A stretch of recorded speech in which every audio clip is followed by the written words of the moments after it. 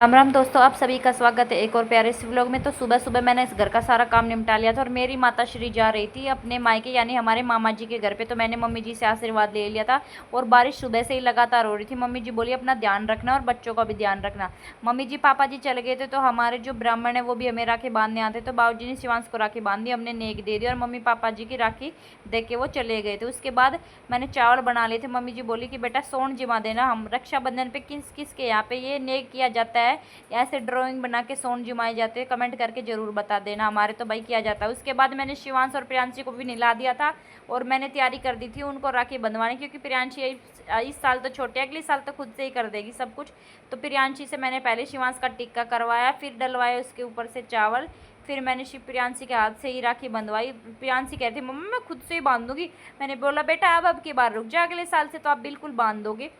तो मैंने शिवांशी के हाथ, प्रियांशी के हाथ लगवा दिए थे और फिर शिवांश को खिला दी थी मिठाई और फिर शिवांश से भी खिलवा दी थी प्रियांशी को मिठाई। प्रियांशी नखरे कर रही थी, नहीं नहीं भाई मैं नहीं खाऊंगी।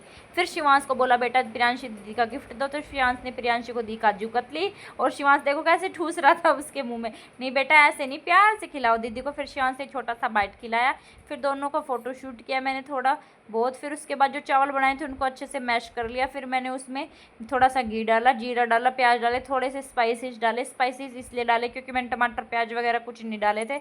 और फिर अच्छे से चावल को मैं मिक्स कर दिया था। बहुत अच्छे चटपटे से चावल बने थे। तो शिवांश को खिलाए और मैंने भी खाए। फिर शिवांश रुक नहीं रहा था कि मम्मा गर्मी बहुत लग रही है, तो उसके लिए मैं कोल्ड ड्रिंक लेके आई और कोल्ड ड्रिंक खुद भी पी। शाम के टाइम मम्मी जी मायके से आ गए थे, हम चले गए थे अपने घर।